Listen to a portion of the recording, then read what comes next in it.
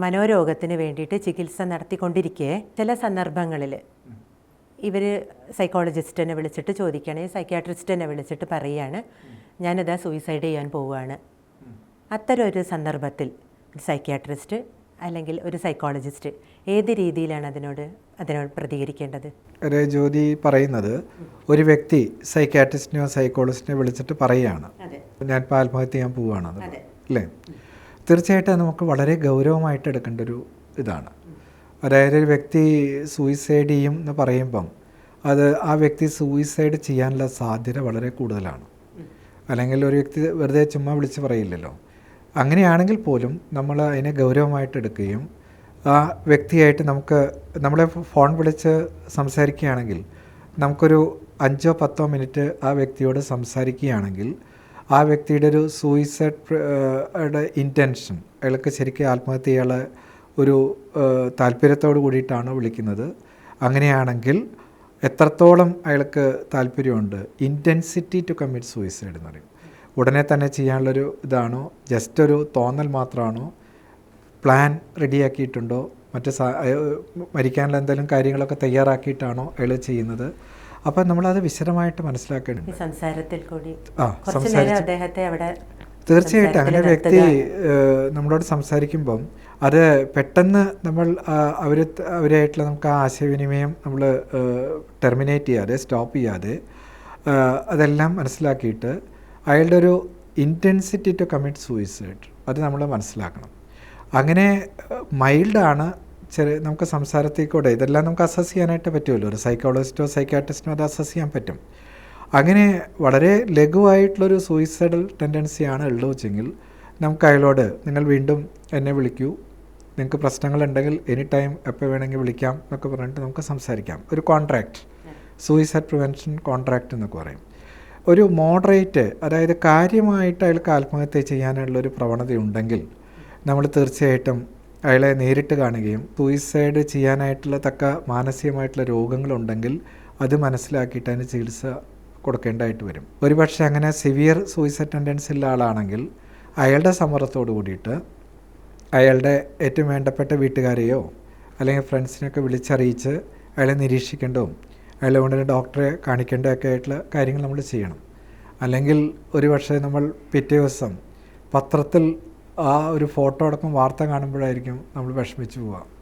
അയ്യോ, നമ്മൾ ചെയ്യേണ്ട കാര്യങ്ങൾ ചെയ്തില്ലല്ലോ, അയാൾ മരിച്ചു പോയല്ലോ എന്ന് പിന്നെ പറഞ്ഞിട്ട് കാര്യമില്ലല്ലോ നമുക്ക്. അപ്പോൾ അപ്പം തന്നെ നമുക്ക് ചെയ്യേണ്ടതായിട്ട് വരും.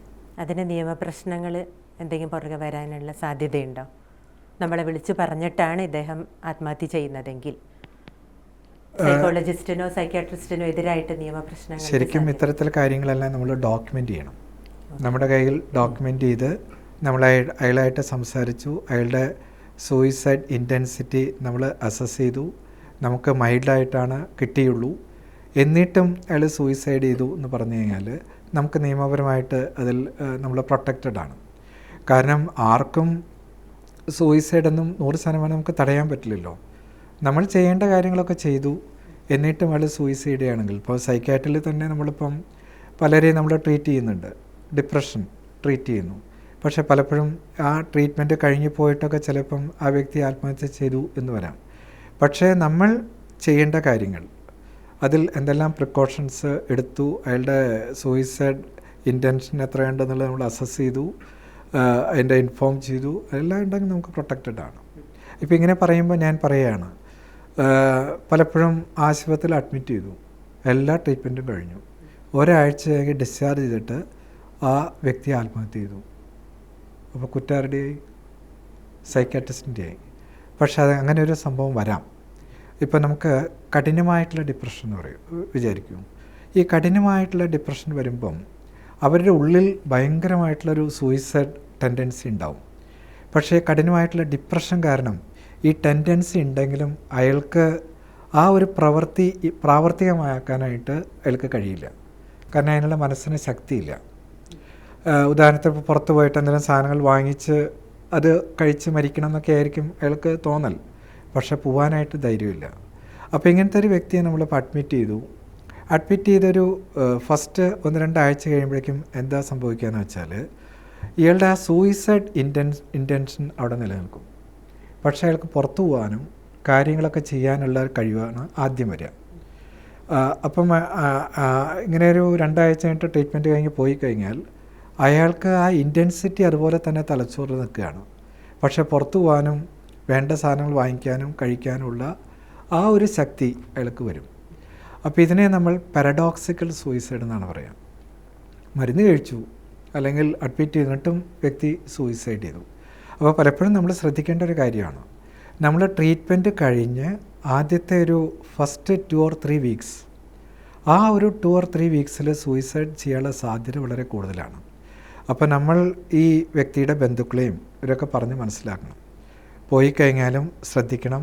ഗുളികയും കാര്യങ്ങളൊക്കെ നിങ്ങളുടെ കൈവശം വയ്ക്കുകയും നിങ്ങളുടെ അടുത്ത് കൊടുക്കുകയും ആ വ്യക്തി 24 മണിക്കൂറും ഒബ്സർവ് ചെയ്യുക എന്നൊക്കെ പറഞ്ഞില്ലെങ്കിൽ പലപ്പോഴും അങ്ങനെ സംഭവിക്കാറുണ്ട്. അപ്പോൾ അതിലും നമ്മൾ കുറ്റക്കാരല്ല. കാരണം നമ്മൾ ചെയ്യേണ്ട കാര്യങ്ങളെല്ലാം ചെയ്തു. അതെല്ലാം ഡോക്യുമെൻ്റ് ചെയ്യാൻ നമുക്ക് കഴിഞ്ഞു കഴിഞ്ഞാൽ നമുക്ക് നിയമപരമായിട്ട് നമ്മൾ പ്രൊട്ടക്റ്റഡ് ആണ്.